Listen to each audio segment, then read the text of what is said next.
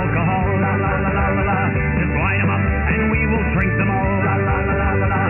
But my mother always said, if you want to drink all day, you best start in the morning, son, 'cause that's the Irish way.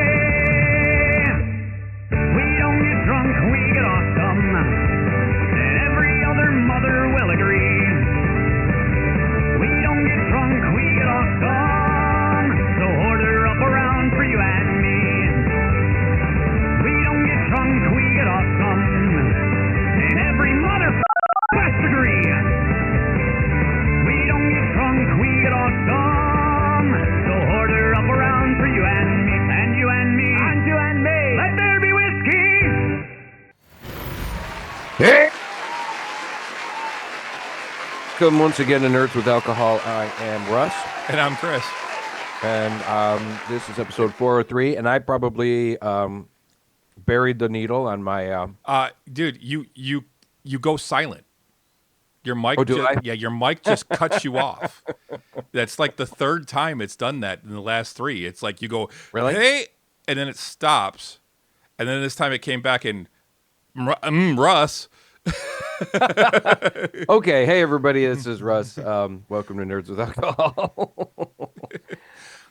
Hey, CD. I'll have to be a little more careful, I guess. I don't see. I can't. I don't. It's not like I see the monitor or anything. Right, You know? I see it, and the thing is what I see though is I just see it go up and then stop, because before it even hits the red on my dashboard here on my mixer, you're cut off.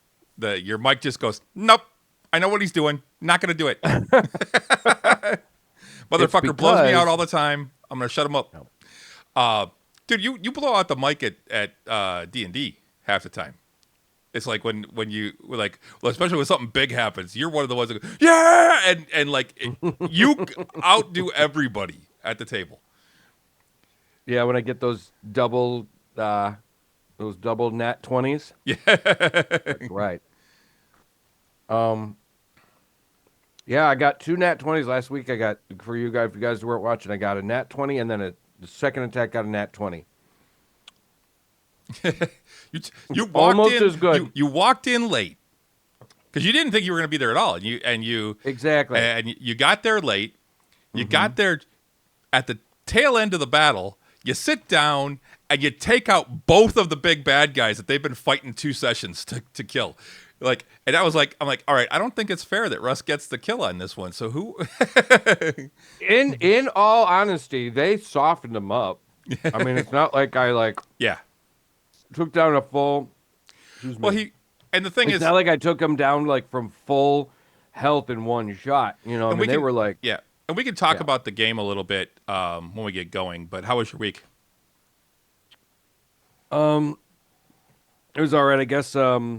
I had Canterbury Village on Friday, Saturday, Sunday, but we did cancel Friday, which allowed me to come to the game because of the wrath of Thor that came down from the heavens on Friday. Which they were saying we were going to get something like that today, and we got nothing. We had nothing. Just we a got lot of wind. That's all we got, and I'm here for it, man. It was great. It was a beautiful day out there. I got my fan on for the first time. I can feel that the temps dropping. I can feel a cool breeze coming in the window now. Mm-hmm. You know, it was a real drag. Is last year I got my AC in my car fixed because I had to replace the compressor, and for the first time in years, my air conditioning was working in my car. I tested it today, no AC. Like, son of a bitch, I can't keep AC in that car to save my soul. I swear to God. But yeah, so Canterbury Village, because we had to cancel Friday night because of the rain. Saturday was nuts. We had like 3,000 people through the door, which is a good night. Mm-hmm. But then it was really quiet on Sunday. But I'll tell you, man, at first I was kind of like, what did I get myself into, man? I am. This is 7 weeks. I'm tired. But it's been a lot of fun. I got to admit, it has been a lot of fun. It has been. There have been some nights where I'm like, oh God, I don't want to do the work today. But for the most part, once you get there and get into the suit and the hat and everything, it has been a lot of fun. But bringing joy to people's faces, you know, And terror at why- times, from what you were saying. and terror every once in a while. That is true as well. I will Hey, admit. Wings Coop. Hey, Kookie. She's up north right now. That's right. She's on her way to Gaylord. She's actually or in Gaylord. She is in Gaylord. She texted me Gaylord. earlier that she drove through a cold front. She's like, according to the car, the temperature just dropped 40 degrees. Holy shit. Welcome to Northern Michigan. I'm so fucking bored. She said there's nothing to do there. I guess because Well, Gaylord's the kind of city they roll the streets up at 7 well, o'clock. they've got some stuff in town, but she's actually at the Treetops Resort, which is where they're holding this thing for work. And you know, you'd think so, CD, but it's before the season at the resort, so both the bars at the resort are temporarily closed. Boy, drag. Watch 4 hours of Castle. Wings, this is a great chance for you to get caught up on some streaming there. You know, it's all good. But yeah, I mean, I haven't been to Gaylord in years. Like I I go said, there a couple times a year because of work. You've got your daughter up there, but No, no, you had family up there. no. She My used to daughter be up was there, in wasn't she was in Gladwin. Gladwin. That's where she grew up. That's way south of Gaylord. That's like 2 hours south of Gaylord. Or an I seem hour. to remember you having to go up to Gaylord though for shit for her though when I Nope. was a kid when she was a kid. Nope. Just Gladwin. The other Okay. one of the other G's.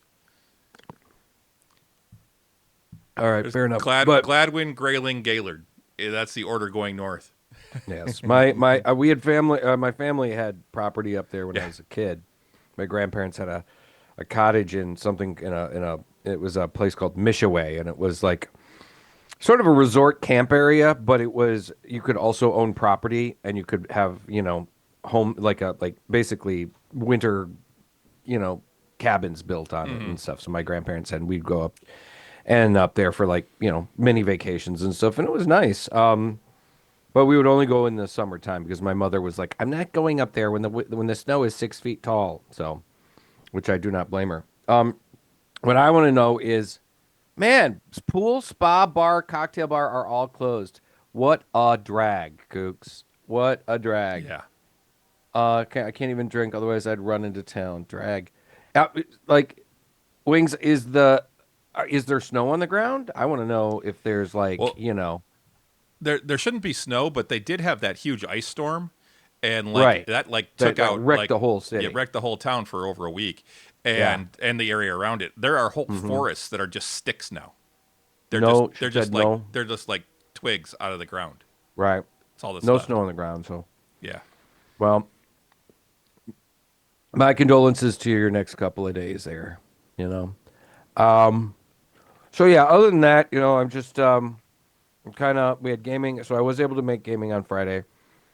I'm just prepping for Sonic Temple next week. I'll leave on Wednesday morning, and then we'll get there in the afternoon, and then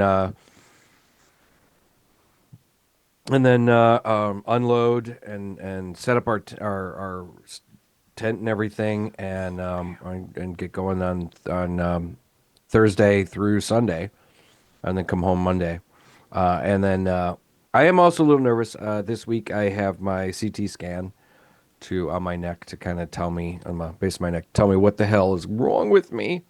So I'm a little. I have to. Well, there's so many things. I don't know if this thing is going to actually tell me what's wrong with me, but There are definitely things that only a professional can help. but only a professional, truly. But so I'm trepidatious about that. But It's better to know and get it treated even if it's something bad than to not. yeah, oh for sure, and figure out what it is. Till like I said, this little bit of swelling that I have at the base of my neck isn't really noticeable unless I kind of move a certain way, and even then, it's kind of like, what is that? It's not like mutant, and So, but it is a good idea to at least try and figure out what the heck this is and what's going on in here. And I mean, for all I know, I mean, like I said, it doesn't bother me. I'm not in pain or anything, but for all I know, there could be some discomfort that has become so normal to me that I don't even notice it. So they could get it could I could get this treated, the swelling could go down, and all of a sudden be like, wow, I can. There's this ache that is gone, and whatever. So who knows? But yeah, I actually have to get up a little bit extra early tomorrow. Get to work at pretty much right at 9, and I gotta pick up Ross and take him to work. Plus I have another doctor's appointment. I have a doctor's appointment tomorrow, and then the CT scan on Thursday. Yay! Oh, that was the other thing. I found out. Okay, so this was kind of neat. Well, I found out that I, of course, haven't made my deductible yet this year, so I have to pay $240 for the CT scan. But anyways, I stopped at this little cafe yesterday in Hazel Park called Hazel Perk, and I heard That's some things cute. about it. Yeah, I heard it's a coffee shop / cafe. They have sandwiches and stuff, and I heard the sandwiches are pretty good. And I was on my way home from work. It's just south of 9 Mile, on a couple blocks south of 9 Mile, on John R. And so I was on my way home from work, and Pat was passing in. I was like, I've heard some decent things about this place, so I wanted to go in. I went in and checked it out, and it's really cool, artsy vibe. There's a lot of like art on the walls that looks like the owners are like, trying to help out local artists, put their work up on the walls and stuff like that. Well, I looked over in the corner of the building. I mean, there are all kinds of like odd collectibles that are like, hey, sell this. We're gonna sell that. We're gonna sell this Kiss like bubbling blood fountain. It's all like the faces of the Kiss guys, and Oh, now I got to go check like this place out. you plug it in, and it, it's colored water comes through their mouths and shit. But anyways, Hey, Renee, if there's something new on the desk back here, don't be surprised when you get home. yeah, yeah, strike like the old colonoscopy, etc. Yeah, Sorry. that's something else I got to do. Is I got to do the colonoscopy thing. But anyways, so I'm at this cafe, and I look over in the corner, and there's a bunch of comic books, like displayed for sale, right?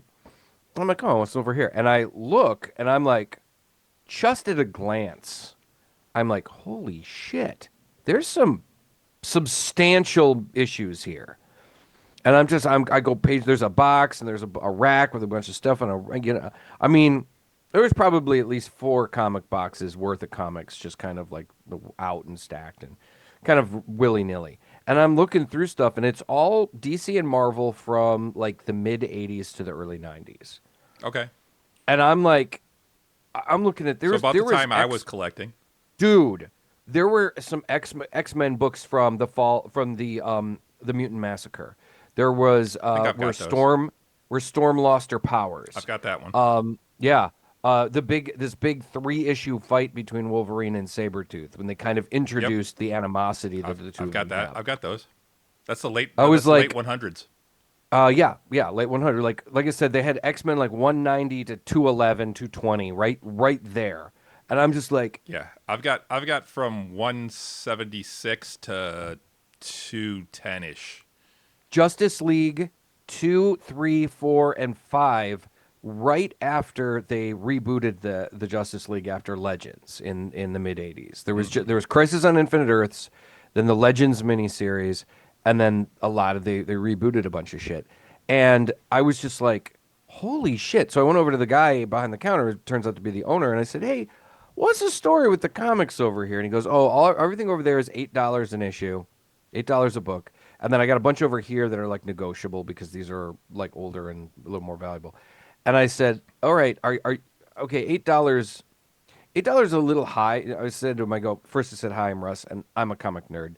And I said, $8 is a little high for some of those books over there, but a lot of them, $8 is a screaming fucking bargain. Because I was like, I couldn't.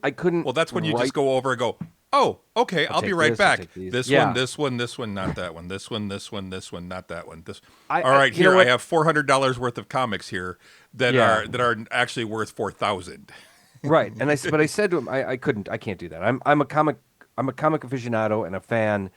I'm not out to screw somebody for value. And I said to him, I go, what's going on with the, I mean, and I said, he goes, well, it was my brother's collection that passed away. and I'm selling them for his son, my nephew, who's a new dad, and I went, okay, listen, man, you've got some books here that are worth a decent amount of money, and you shouldn't be selling them for $8. And I pulled out. I've got an app on my phone, it's collectibles.com or whatever, and I even paid for it so that I could show him how to scan the covers, and it'll use AI to give you a general price point. And I scanned 4 comics all in a row that were all worth 50. It said $50 to $150. Yeah, And depending. said, I mean, that's now too. You're not going to get that much no, probably, but it depends on the buyers. It depends on yeah. finding a buyer. I And if mean, you got but then you'd really have to get them graded to be that right, to get that level and right. But I could, they were all in near mint condition. The guy took real good. They were all bagged and boarded. They were taken real good care of. so I mean, he had so red but bagged and boarded. So yeah, like a lot of mine. he had classic issues of Captain America and Iron Man from that era. He also had some stuff from the 70s. And probably some late 60s stuff. He had the early Howard the Duck. He had the first appearance of Star-Lord. Now that doesn't sound like a whole lot, but once Chris Pratt played Star-Lord in Guardians of the Galaxy, that shot the popularity of that character through the roof. So he had the first appearance of that. It was worth quite a bit. He had a Frank Miller drawn issue of Daredevil. Oh, He sweet. had issue 4 of Dark Knight Returns. Okay. Hey, Ojibo. Hey, Jibo. And yeah, internet. Needless to say, he had a really solid group of books here. He had a couple issues of Secret Wars. He had actually the entire original run, Secret Wars. the original Secret Wars. Yeah. He had the entire run of Secret Wars 2, which happened, like 3 years later. Dude, it was a great collection. And I said, you need to stop selling these for like $8 or whatever, and properly grade them and stuff. I even said, even if you graded them and you priced them at the lowest point at $50 and then sold them for 25, you're still making a pretty serious profit off of, since a bunch of these you just inherited this, one, and two, it is really hard to sell a collection like this. That's why there's an entire section of eBay that's dedicated just to comic books. Because and then we were even cross-referencing it from the app and from eBay, and the app was fairly accurate. So the dude was like, "Hey man, I really appreciate it. Thank you." I go, "No problem." Then the guy was like, "Hey, did you want a coffee or did you want a sandwich?" I said, "Well, I did come in here to get a sandwich." And the owner was like, "Whatever he wants, whatever." Give the guy whatever he wants. I was like, "Hey man, thanks." I had just grilled cheese, but it was one of those moments where I'm like, I have to use my powers for good. Because I was like, I hate that shit when you hear about people that get scammed when they've got all of these great books and they get scammed When you because don't know they what you don't have. know. They didn't know this guy had no idea what he had. I mean, he knew he could look at it and go, "Oh, these are old comic books. Maybe they're worth something." Apparently, a couple of days earlier, so a couple of guys had come in and started perusing through them, and also did a similar kind of thing. Said, "Hey, man, you got a few books here that are kind of worth," and kind of set a bunch of them aside, and said these ones are more valuable. And I looked through them and was like, "Well, yes, but these are also valuable." Like they pulled out some really valuable ones, sure, but these are also very valuable. So, it was just one of those like, and it also looked like he stopped collecting, like probably in like 91 or 92. So because it Which was means the right guy was before probably like my age.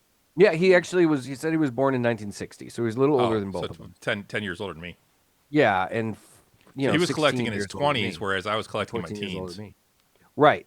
So he was, yeah. When we were like, when I was just starting out, he was in his 20s. Or, I had already been collecting for a while. So,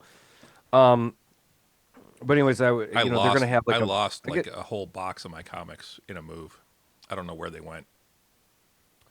the guy said that his brother had lost some comics, probably some newer comics in like a flood or something too. But thankfully the older ones, because like I said, it looked like he probably stopped collecting comics in the early 90s, maybe right before the Image era, and because there were no Image. It was just DC and Marvel and a few other kind of random books. And I was just like, I was glad to help the guy, you know, and it was nice that he took my words to heart because he was like, you know, a lot of times, you know, when you say something like that to somebody and they don't give a shit, they're like, "Yeah, fuck it," you know. Even in a comic shop, you'll go through the dollar bin sometimes and you'll find some gems. And I'm like, you know, this is worth like $5 or this is worth like $10. And they're like, eh, you know, we don't got time to do all the grading and whatnot. So anyway, that was my week. That was what's been like my week. How was your week? Well, had D&D on Friday. I actually worked. I had to go to Flint to work, so that's about an hour away for those that aren't aware. A little over an hour. So I drove up there Friday morning, drove back, and got home pretty much just in time to get ready for gaming on Friday night. Did not have time to play around with the new mics and make sure they were working, so we didn't use those. We'll try them you said next you time. forgot to? Didn't you forget to charge them? Yeah, I too? forgot to charge them up, and I didn't want them to die in the middle, because I don't know how long they'll hold yet. They're supposed to hold for quite a while, and I mean they've been off, so the odds are they would have been okay. But I didn't want to. I didn't want to mess. Let's with not it. risk it. You know? Let's not risk it. We've had enough audio issues with the show before, so had a good game, a lot of fun. Yeah, it was great. Cool fight. I still haven't told you guys what those guys were. I mean, you guys, Renee figured out the monk. He was way of the open hand. The other guy was a barbarian path of the zealot. Oh, okay. And that's why he got the look of Grumsh over him, because he takes on his god's look. It's a special rage he gets. He could actually fly too. That's what he was doing when you guys fought him before. You weren't there for it, but when they fought him could before, fly? Is that what you said? Yeah, he can. He actually can fly when he has that rage going. He never had to there because pretty much everyone ran in and came right to him. So he's like, okay, I'll stand toe to toe. And the other guy was a cleric that they burned down really quick.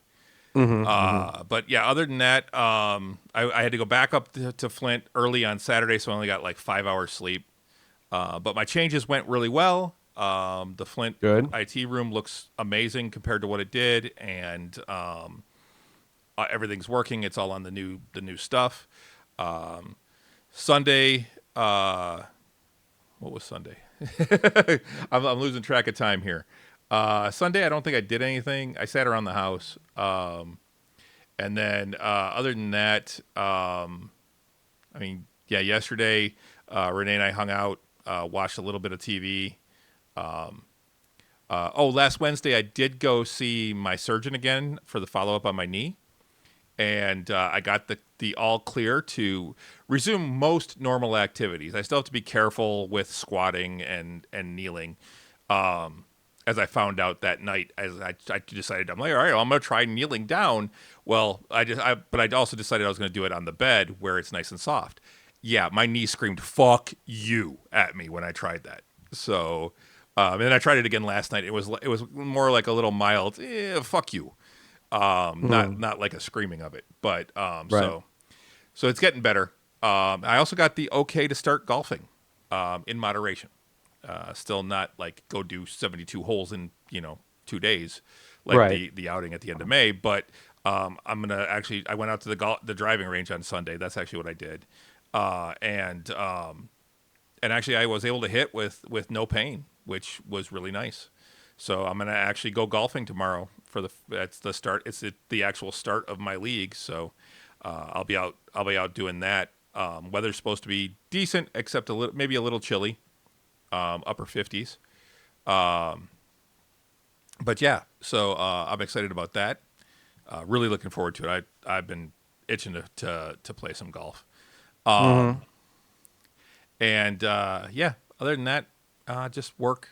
Well, we also have on Thursday, you and I are going to see Thunderbolt. Yes, this Thursday we will go see Thunderbolts in the evening. After the stress of my CT scan, I'm gonna need to blow off some steam. Yep. Even because that's the other thing, I'm gonna get this scan. It's still gonna be like probably a couple of days or a week or so before they can tell me what's going on. Yep. So, and even then, it's still like we don't know. So then it's going to be You got potentially a thing. next step is sticking a needle in you Yep. and poking you and figuring out what Yeah. what Now we're that now we're is. gonna take a biopsy. So that's where they put a Yeah, big old needle in there and take a chunk. that makes me feel so. That makes me feel so happy. Yeah. Let me tell you. Hey, at least there's a bar at the theater. Should be open. That's true. Unlike the That's true. bars up where Renee is. Or Renee. So what are you drinking? Tonight, nothing. I'm just drinking some Coca-Cola from Carl's Jr. whatever, which is not a bad burger. Let's say, You know, the Hardee's. is it Carl's Hardee's or Carl's Jr.? I think it's Hardee's where I'm at. Yeah. But We it don't is the have Carl's same. Jr. over here. But it's the same company. It says, Yeah, you know, it is. Carl's Jr. Hardee's. You can't skip. Yeah, Hardee's actually does make a decent burger. Yeah, it's not bad. I mean, I don't eat it all the time, but we got one. I mean, walking There's distance from the house. There's So. like 2 left in the Metro Detroit area that I know of. Right. So, and there's almost never a wait. So I'm like, fuck it, I'll just go there. Oh, CD said That's breakfast why is I'm the munching on bomb. these fries. I remember that CD that they had really good breakfast. Right now, my They favorite. do. I think the best breakfast is Wendy's right now in my area, but we don't have a Hardee's over here. The closest Yeah. one to me is either the one that's by Russ or the one that's Mm-hmm. over at 15 and Ryan, I think it is, or 15 and Mount. Yeah. Those are the only 2 I know, and they're about equidistant from me. I think the one at 15 and Mound is probably a little closer. But Mountain Dew, zero sugar, Baja Blast. But yeah, so the Wendy's breakfast Baconator, fucking delicious. It's so much food though. I don't think I could eat it right now. Which also, I am now down just shy of 40 pounds. Hey, congratulations. I got to do something. I'm getting that skinny guy gut, and it's starting to it's starting to bother me. I gotta when you're constantly sucking your gut in. I got that skinny guy gut. So So yeah, I'm wearing a pair of shorts today that I haven't worn in a couple of years because they look fit me at again you now. in your shorts. But anyway, all right. So you are aren't drinking anything. I am drinking something tonight. I am drinking an old fashioned tonight. Now, it's not the first time I've had an old fashioned on the show, but I figure what I can do is I can talk about what I made it with. So I've got Mammoth Distilling cherries in there. I used the simple syrup I use is just the rose simple syrup. I'm using the Fee Brothers Toasted Almond Bitters. That's the bitters I use. I actually use 5 splashes of this because I really like the way it brings out some flavor.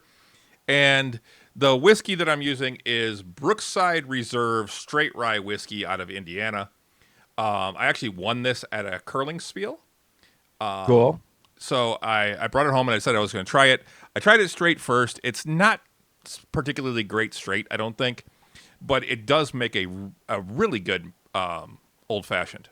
So as a mixing rye, it's really good. It wouldn't be one I drank straight, like the Mammoth Rye, which same place that does the cherries.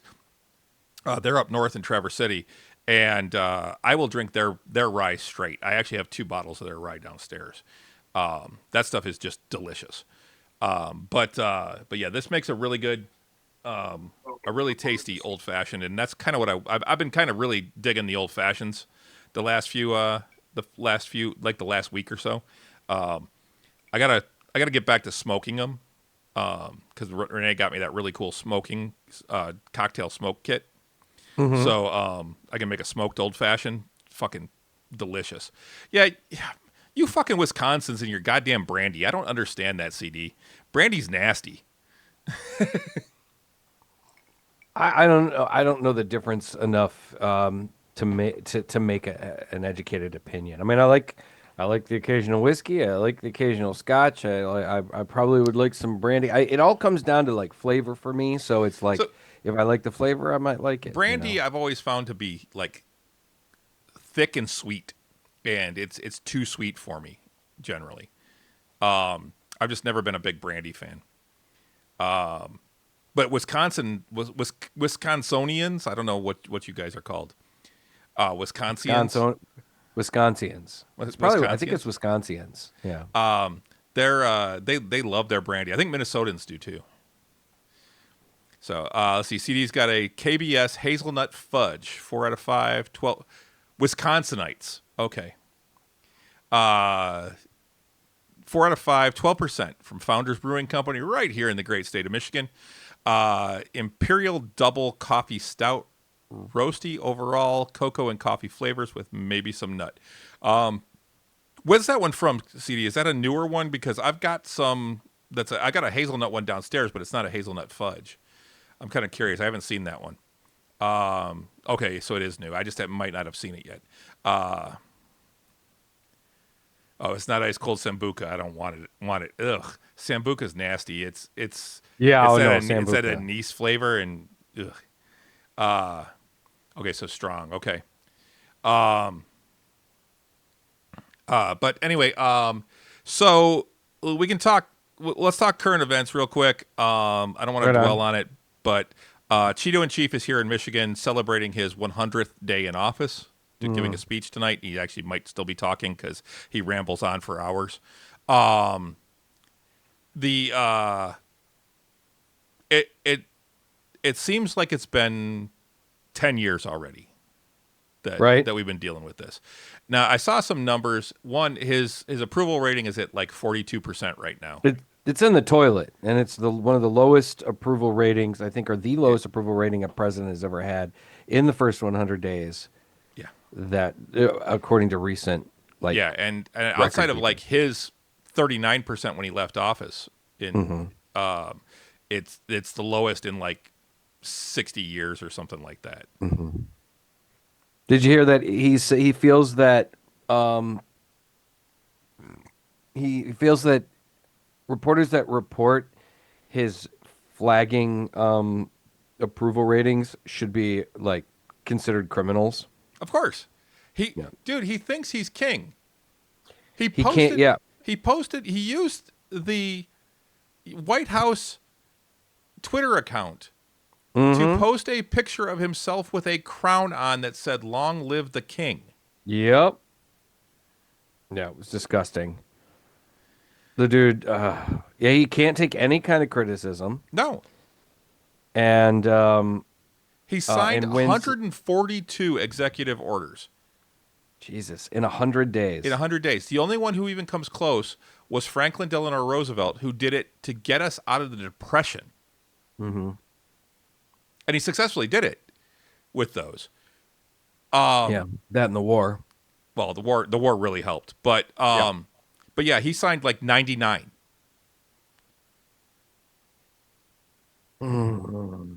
So yeah, he is giving a speech and has been giving a speech basically. I don't know. I wasn't listening to it because I can't listen to him talk. I can't listen to him ramble. It just pisses me off. It makes me sick. King of the Trolls. Yep. And so he's but you got to know he's going on and on about, that he's making the country great again and all this and all other these shit. corrupt judges and some of which that have ruled against him, he appointed. Yeah. Yes. He appointed ones that he appointed in his previous administration. Administration, and I think even no, he hasn't appointed any this far. But no. But yeah, Judge Kavanaugh and Amy Coney Barrett are. Well, not even them. I'm talking about just the district judges. Oh yeah, no, those two. But it's just. But like I said, thankfully, a lot of the country is starting to wake up. A lot of the judges and particularly the judges have been blocking him at every turn. So a lot of the things that he's been trying to do has not gone through, thankfully. Yep. Now he has been deporting people illegally, and it has been. And I made a post about it yesterday on Facebook. It was not a post I made, but I shared it, and let me just kind of pull it up real quick so I can kind of. While you're doing But it that, was oh, go ahead. Supreme Court, huh? I said go ahead. I thought you were It was still looking for it. So Supreme Court order Nome versus Abrego yeah, Garcia. Yes, Nome, the one who shot her own dog for being disobedient, got promoted to Homeland Security, that Nome, because in this country, cruelty is no longer a disqualifier. It's a resume booster. And now the Supreme Court, this one stacked with Trump appointees, just confirmed that her department broke the law. Not allegedly, not debatedly, directly, knowingly, unapologetically, the government removed respondent from the United States, even though a court order prohibited his removal. The respondent was Kilmar Abrego Garcia, a Maryland father of U.S. citizen children, no criminal record, no charges, no warrant, no due process, just vanished. Deported to El Salvador, thrown into psychotic prison, internationally condemned for human rights abuse. And the government's excuse, admitted it was an administrative error. They kidnapped a man in violation of a federal court order and blamed the filing cabinet, but the court wasn't buying it. They called it what it was, a significant legal wrong, and here's what they should send a chill down every spine. Not one justice dissented. Not Alito, not Thomas, not Barrett, not Gorsuch, not Kavanaugh, not Roberts, not one. They all agreed that what happened was wrong. Was wrong. Not even the justices handpicked to carry out Trump's vision could defend this. That's how illegal it was. Justice Sotomayor, joined by Kagan and Jackson, went further. To this day, the government has cited no basis in law for Abrego Garcia's warrantless arrest, his removal to El Salvador, or his confinement in a Salvadorian prison, nor could it. I'm not going to read the rest of it, but what basically it says is that they fucked up, they got caught, and the Supreme Court has said that he has to be returned home, and if they are going to continue pursue some sort of, deportation, none of this can be. Yeah, none of this counts. None of this can even be considered in the case. Yep. It has to be dealt with completely without any of this stuff having happened. It's messed up, and they're just ignoring it. right? Well, if they continue to ignore it, this is impeachable and removal from office kind of offense, because people are, if we don't have rule of law, yes, if they do not listen to this, then we are in a fascist state. And except that with the Republicans having control, he will never be impeached. Not without, correct. Not without some. The Republicans, not enough Republicans will go against him, right, to impeach him. Right. There would have to be a significant number of Republicans would have to crossover. And he's got fucking support. He's got Ted Cruz defending him in Senate hearings. I mean, I just watched the thing today where he got owned by a Democratic senator, but Cruz just basically went off about the corrupt judges and how no president in how the Democrats are shopping judges to get the ones they want, and I'm like, and the Democratic senator brought it up. She's like, no, these are judges that were appointed by Reagan. Yeah, there's still some around. Yeah, I saw that too. The Bushes by Trump. Yeah, that's how illegal this stuff is. Like, Cruz is the most corrupt motherfucker there is. He is awful. I was really hoping he was gonna lose, but last time, but I don't get it. I don't understand how that it was a lot closer than he's ever had to worry about. It made him sweat a little bit. Well, and that's the thing, guys. I mean, and this is something that we've talked about. In about 18 months, not even, we will have midterm elections. And that is where it is going to be very important that we need to get out and vote, and we need to oust these Republicans. We need to get more Democrats in office, in places in the Senate, in the House, the Senate, the House of Representatives. We need governors, more Democratic governors, more people, and even not necessarily just. I mean, just not Republicans. People that will speak out and work and speak truth to power. speak truth to power, and go up against Donald Trump because I just don't understand like what the kind of power this man has, you know? I mean, yes, he's the president. What does he have over these individuals that they are so afraid of him? He's saying that he's gonna primary him. He'll put up one of his people against them and make them run in a primary in their district, so they won't even get the chance to be reelected. The thing that they have to realize is if he that the people in a lot of these districts are getting so pissed off that it doesn't matter whether they're primaried, they're not going to get reelected anyway. They don't have a Right. chance if they don't stand up to him. If they stand up to him, they might have a chance of getting reelected because people will say, "Oh, well, I don't want Trump's asshole in there." Right. Exactly. People are paying attention. Yes. They're waking up and they're paying attention. And there's some Instagram, there's some influencers on Instagram that I've been paying attention to. Brian Tyler Cohen. I there's this watch other- him too. Yeah, he's really great. He's a little. He's not so far left that he doesn't see the problems. He is. He can be a bit of an heavily left. alarmist, though, at times. He's a little bit of an alarmist, but he's pretty smart. But he's got some good stuff. What's that? He's got some good stuff. He does, But it is And- very left leaning, which that's most of what I see anyway. I mean, I watched John Right. Oliver. I mean, right. There's Tizient. He's on TikTok. He's really big on TikTok. He's the guy. He's about our age with the white beard, and he talks a lot of. He's one of those guys that also like finds people that fuck up on the internet. If they fuck up and they get videoed, he's like, who is this guy? And I like him because he's cool.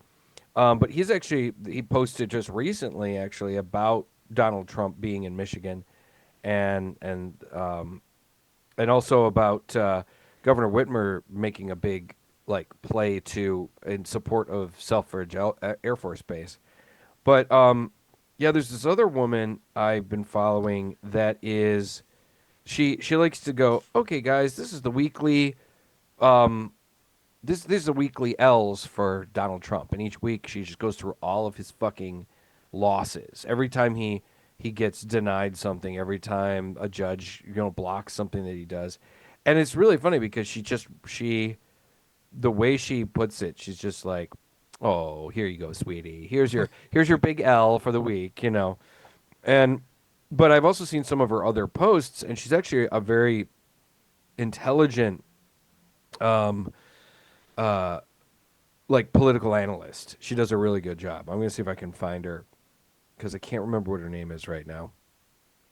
yeah. Well, But like I said, I've been following a number of these people, and people are thankfully waking up and starting to really pay attention. yep. Because they have to.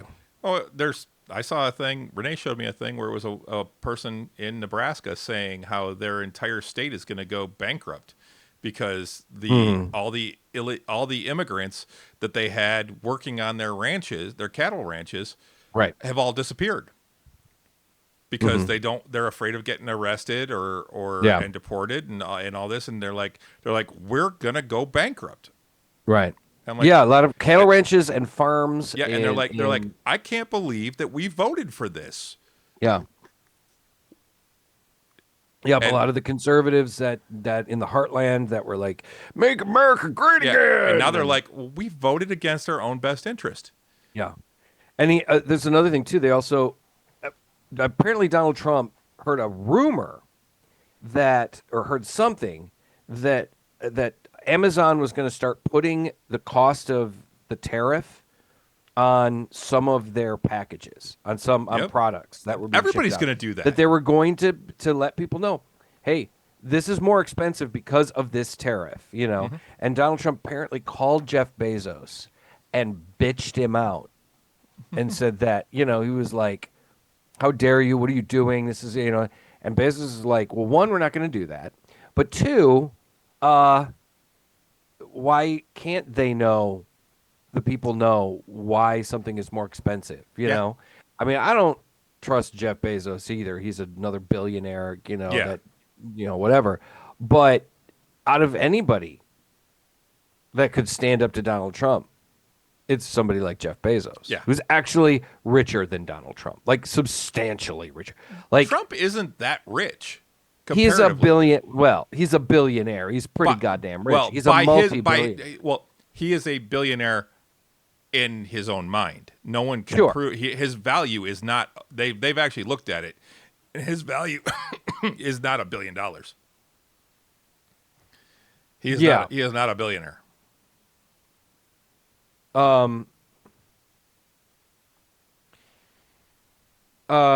yeah, well, either way, it's still like he's still incredibly rich, and Jeff Bezos is like a multi like over like he's got hundreds of billions of dollars in of his value. He's one of the richest men in the world. If anything, Elon Musk, who used to be, isn't as much now because of all of the losses he's been taking. Thankfully, I mean, the guy has decided to step back from a lot of the politics and stuff that he's been doing because of the massive losses he's experiencing at Tesla. Thank God. He's So, lost like, I think they said like 132 billion or something like that yeah, I mean, the guy's lost. since the inauguration. The fact that I think it's the BMW will be the first company that'll actually have the self-driving car on the market. It won't be Tesla. The fact that he's had to pretty much recall all of the Cybertrucks because of a screw up with the accelerator. The fucking gas pedal, man. The accelerator pedal has been sticking or something like that. So there's a danger that it could stick in the like floor, the floor it kind of position. So he's had to call them back. It's like, dude, wow. So we should probably move on. We we don't want to do too much with this here. We've already done more than we probably should. But we are damn near in a constitutional crisis, and it's fucking crazy. Oh, by the way, I found the pundit that I also listen to. It's called Amanda's Mild Takes, all one word, on Instagram, and she's pretty great. Okay. She's not as much of an alarmist either as, like, say, maybe Brian Tyler, because like she will go like when people are like, "Do you think Donald Trump's going to declare martial law?" She's like, "No, he's not going to declare martial law." And then she gives reasons why. So she knows what she's talking about. We have to stop being the boy who cried martial law, is what she was one of these things. But anyway, what do we want to talk about next? Where do we want to go? Let's move on. So have you seen the Wednesday season 2 trailer? I have, and it looks fucking great. Yeah, and I guess the rest of the Addams family is going to be regulars on the show this time. Yeah, well, we're gonna see. We already saw Uncle Fester last season, in the first season. Well, I mean, and we we're gonna saw see him again. Morticia and Gomez too, Right, and Pugsley, but I guess they're all going to be. They said the way the article I saw says that they're all going to be enrolling at whatever it is academy this year. That they're all going to be regulars on the show. Okay. Well, that's cool, but I also think that might be a little much. I think it's going to take away from it being Wednesday's show. Yeah, me too. I mean, I'm not mad at it because I thought, the people that play the guy, I can't remember his name, the guy that played Gomez was great. Luis Guzman.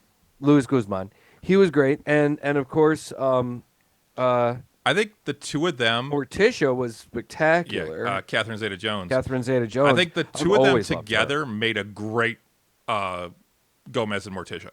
Oh yeah, they were just excellent because they were this great example of this couple that just absolutely that loves and adores each other. You know? And that's the thing. So I think they're also very comic accurate. Mm-hmm. Yes. Exactly. In looks, but yes, that's the thing.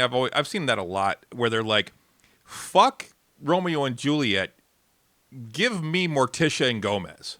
Yeah, for real. because they are a couple that truly adores each other. Yeah, And as absolutely. creepy and spooky and all that as they are, they truly love and adore each other. Absolutely. Absolutely. It's one of the best parts about the two of them. And then, but now, we've got Lurch, we've got Pugsley, which I think maybe Pugsley's actually old enough to actually go to the school. I think he might be enrolling in the same Yeah. school as well. I think they're probably still going to lean into Wednesday being the main protagonist of the show, Mm-hmm. and that the rest of the family will be, supporting cast. But It's Wednesday and we're Thing. also going to see, huh? Wednesday and Thing. Right, exactly. I guess they're also Joanna Lumley is going to be playing her grandmother. Now, Grandma? in the old grandmama, Yeah, in the old Grandmama. show, grandmama was more of like kind of this old witch, Mm-hmm. this old like kind of wicked looking witch.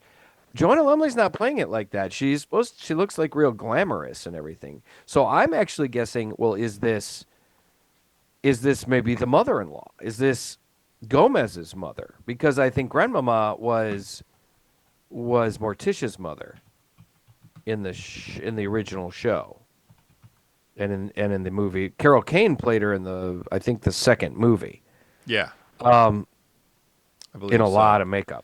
Let's see. I'm looking up Grandmama. Mm-hmm. Charles Adams. She's a supporting character. Is an aged witch who concocts potions and spells and dabbles in fortune telling and knife throwing. The relationship with family members is less consistent. Grandmama first appeared along with then unnamed Adams family in.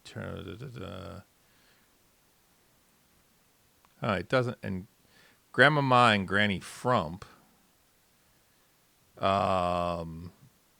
Granny Frump first named the household's grandmother as Granny Frump and described her as Gomez's mother, thus Okay. making her Morticia's mother-in-law and Wesley Pugsley's paternal grandmother. But when the show was being made, the characters were instead given the surname Adams after the creator, yet Grandmama remains Gomez's mother, and Frump became Morticia's maiden name instead. And a different Right. That's Granny what I Frump thought. appears in 3 episodes of the show. So she is Gomez's mother. Okay. So then maybe so Grandmama in the original show was Gomez's mother. Yes. So maybe the woman we're going to see Joanna Lumley play is going to be Morticia's mother. Let's see if it tells That here. would make more sense considering she seems to be very glamorous. Yes. We also have what's this who there's somebody else is going to be is seen in the trailer.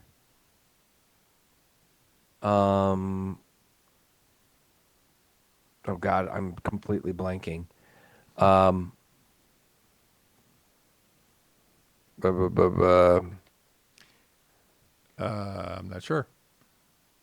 um, he was in Reservoir Dogs. He was. God damn. There were a lot of people in Reservoir Dogs. Yeah, I know, but he's in a bunch of Adam Sandler's movies too. Oh, Steve Buscemi. Steve Buscemi, thank you. God damn, I don't know where my brain is lately. Yes, I saw him. I'm like, He was briefly in the trailer. yeah, he's briefly in the trailer. I'm like, man, I just can't remember fucking names right now, dude. Yesterday, I had a tough time remembering Chris Pratt. I was like, what the fuck? I mean, never forget a face. I never forget a face. But man, right out the fucking window. Needless to say, I'm fucking excited. I really enjoyed Wednesday. I enjoyed Okay, so I just looked it up, and it says in Netflix's Wednesday series, Grandmama, played by Joanna Lumley, is introduced in season 2 as Hester Frump, Morticia's mother, Okay. and Wednesday's close ally. Okay. So it will be Morticia's mom. Yep. Very cool. Jenna Ortega, I think, is just absolutely killing it. She's doing such a great job.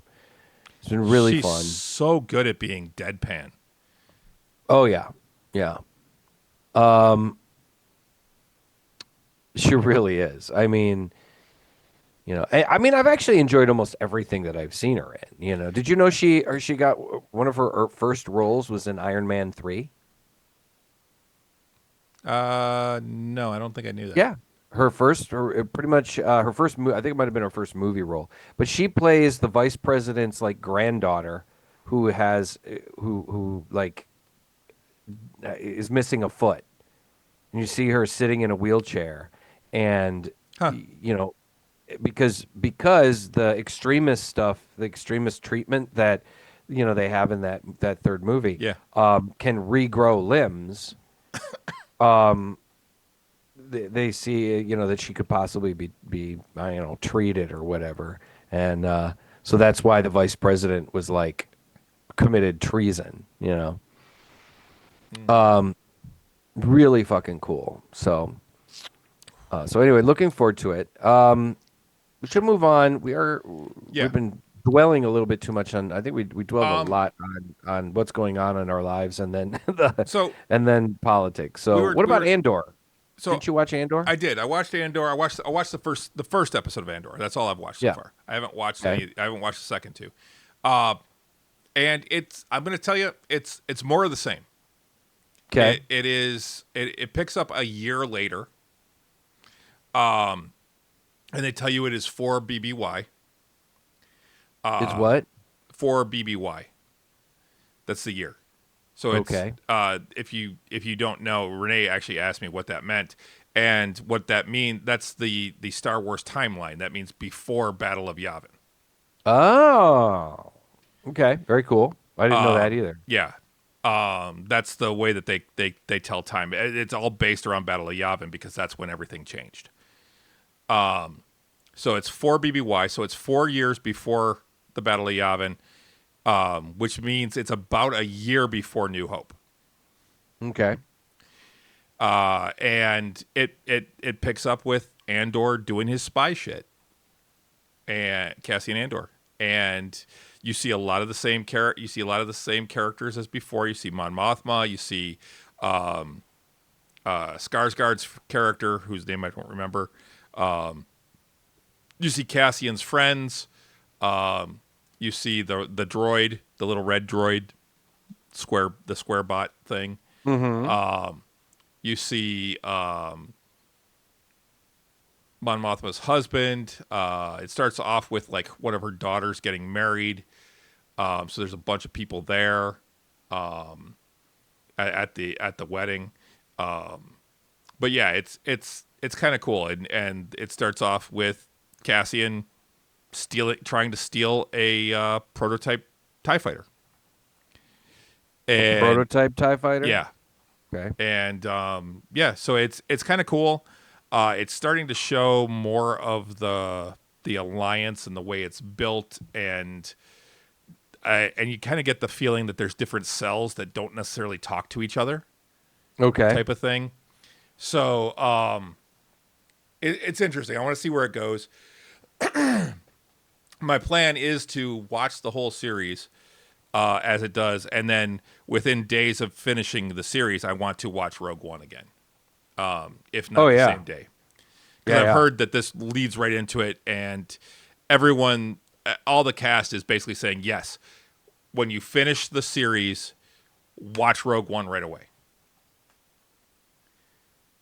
There's some Okay. interesting stuff too that I caught. There's some foreshadowing even in the first episode. There's some dialogue that I'm like, that is kind of interesting, knowing how Cassian's story ends and all that stuff. So it's kind of cool if you're into that kind of stuff. The little nuances of the show where they put little things in that it's like, oh well, that kind of leads to what happens later, because of things that happen in Rogue One. Oh, and you see the bad guy too from Rogue One, the one that's in charge of everything. He's not a Grand Admiral, but he's wearing a Grand Admiral's outfit. Yeah, the one He's dude that the was director. he was also in Ready Player One. The guy got a lot of work. He was on he was in Captain Marvel as he was like the leader, and Secret Invasion. He was the leader of the Skrulls. Can't remember his name right now, but Okay. yeah. But yeah, he's in it. But so far, I mean, I enjoyed it. It is slow still. I mean, and I think that's what Renee might not like about it so much is that Andor is kind of a slower build, and it's much more of a drama than a sci-fi action movie. It's a sci-fi Absolutely, drama, and it's a yeah. spy drama, and I really enjoy it. I like it a lot. Yeah, I loved it. I mean, I got to admit, it took me a little bit to get into it. I was because it Me does too. crawl a little bit, but once it gets going, and you're just like, oh man, big fan. Yep. Really dug it. So, yeah, there's a whole I'm curious to see where they're going with it, and I think I see some things that they're doing and what's going to happen. But I think it's really interesting. Yeah, I think, I mean, it's probably one of the best Star Wars based television shows we've ever had because it treats it. So many people are people are so nostalgic about Star Wars. That they have this almost reverent Yes. kind of sense for it. But it also has this innocence about it as well. Because it's good versus evil um there's a purity almost about it too. And I think people forget that it's also can be pretty serious, that it's about I saw a recent interview with George Lucas, not recently. I saw an interview with George Lucas from like 11, and he talked about like it's very political. Star Wars is also very political. You have to if you pay attention to it, particularly when you look at the prequels, where he got a lot more political, and so it can be very serious. And this is where it's the most serious, I think, is Rogue One and Andor, because you're seeing the real, like, You're seeing the war. the war, right? You're seeing the war effort and what happened to get there. They're fighting against this oppressive regime. Yep. So that's the thing. Rogue One could have been set in Europe in the 1940s. Yep. In the early 1940s. Absolutely. I mean, it could have been the same thing with them going in and fighting against the Nazis. Yep. It was a war spy movie. Yep. And it was really Absolutely. well done, I thought. I think Rogue, in a lot of purists, a lot of like real Star Wars fans, look at Rogue One as being. Usually, I've seen it named as like the second best It's Star Wars. It's movie. my second favorite Star Wars movie. Yeah. Right behind Empire. Right Empire behind I still Empire. think is the best. And then Rogue One. And then Yeah. after that it gets a little fuzzy. Gets a little fuzzy, Maybe Jedi. I think I'd go New Hope over Jedi. Really? Yeah. I'd say Jedi. I think. I think for me it goes Empire, Rogue One, New Hope, Jedi. Force Awakens. Episode 2, 3, and then there's a big drop to 1, and then another huge drop to like where you can't even see it for the new ones. I disagree. I think Force Awakens was A fairly remake of solid. Episode 4? But it was it was essentially for all intents and purposes, it was very much. But we also There's homages and there's remakes, and that went beyond homage, I think, and just it went beyond. It wasn't quite a remake, but it was beyond an homage. It was a little too much. I mean, the fact that they had this, this Star Destroyer that was truly a star. well, it wasn't even a Star Destroyer. It was a planet that they Well, built. it was a Ilum. Death Star, but I call it a Star Destroyer. Well, But yeah, yes, but it wasn't even a Death Star. It was an actual planet. It was the planet Ilum. right, that they had converted, that they'd move a small planetoid that they had been able to move. Yeah, It that's had where its own all the Jedi crystals. atmosphere. That's where the Kyber crystals came from. Was from that planet. Oh, really? Yes, that's the planet Ilum. That's where all the Jedi Kyber crystals came from. Oh, I didn't know that. Interesting. But we also, I mean, we had the Return of the Millennium Falcon. We had the death of Han Solo in that movie. We had, Oh, in Renee watching just that texted movie, me. It's snowing up there. oh, geez, figures. That movie, yes, there was a great, and CD, you're right. There was a great deal of nostalgia that, there was a great deal of nostalgia involved with that film. I remember sitting in that Han movie. and Chewie coming in was awesome. Oh, for sure. That part was And was great. But I remember sitting at the end of that movie and just crying, like because it plucked on my nostalgia so much. I just welled up with emotion at the end, see, I did. and I was like, I was and like, I suddenly was so like, what the fuck did I just sit through? I was an 8-year-old in the movie theater again, and I was just like, oh my God. And so that it completely overwhelmed me. Now, I didn't get the same reaction from the following two. Now, see, so for me also, I thought that the character development of the new characters in there was horrible. Finn was a useless character. They could have done so much with him, and Correct. And he even actually talks about that as an actor. He was extreme. He still is like, I was completely underutilized. I feel bad for him, honestly. Even Rey was, I don't think was used to the potential she could have been, and honestly just the end where they fucking made her a Palpatine. I'm like fuck. I almost got up and walked the fuck out. I'm like, you've got to be fucking kidding me. There was a lot of criticism. They said that basically, I mean, Snoke could have potentially have been a much better villain, but he was a, he ended up being a red herring. Yeah, well, they could have let you know too. So supposedly Snoke was a failed clone of the Emperor. Mm-hmm. That's what he was. Right. But they don't ever tell you that. There's not even a hint of that. Mm-hmm. And he dies like a little bitch. Mm-hmm. There was a great deal. There were a lot of misfires. There was a great deal of potential. Handing Rian Johnson the second movie was a giant misfire. It was the biggest problem. It really was. There were a lot of misfires. I think with The Force Awakens, they started strong and they could have gone in the right direction, but then the movie got handed to Rian Johnson and he steered it off the cliff. And by then it was too late.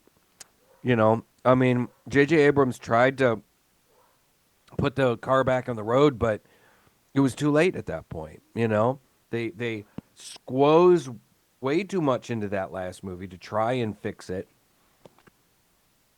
and it ended up being a disaster. And so now the next, Star Wars movies that they make are going to have to be they're going to have to be something far afield. They're going to have to do something different. And honestly, I think that they're going the wrong direction with giving Rey movies. Not that I don't like Daisy Ridley. I have no problems with her. I have a problem with what they did with those movies, and they were so bad, and they're so kind of majorly disliked by a lot of the fan base that I think it's the wrong direction. I think what they needed to do was admit their mistake and go, we fucked up. Mm-hmm. We're gonna go ahead and we're gonna scrap those and say, those were legends, and we're going to go ahead and let Filoni and Favreau do their thing. Yeah, and there might be some new castings for old characters, but we're gonna see some stories because now Filoni's trying to do the Thrawn series, and the Heir to the Empire series, and he's even trying to shoehorn it in. He's failing because he's trying to shoehorn it in where it Mm-hmm. doesn't really fit because that's what people wanted. Right. And he's trying to shoehorn it in with Ahsoka, and it doesn't fit there. They needed Right. to say, you know what, we're going to take a step back. We're going to redo all this. We're going to recast. We're going to bring in a new Luke, and we're going to introduce Mara Jade, and we're going to do the Thrawn series. We're going to do the Heir to the Empire series correctly. Mm-hmm. And they didn't. So now Right. they're at a point where they're like at that point of no return where they would have to scrap so much that they can't anymore. Right. And it really does tick me off because they should have just from the start did Heir to the Empire. Yep. They had perfect books. I think what it was is the creators at the time, Kennedy and whoever was in charge at the time, they didn't know those books. And they didn't read them. They didn't, and they were probably we're not going to do that. Yeah, that's actually Didn't one even- of the things I think too. I don't didn't think even bother. Kathleen Kennedy actually had a clue about fucking Star Wars. No, she didn't. She didn't. Well, she probably saw the movies as a kid.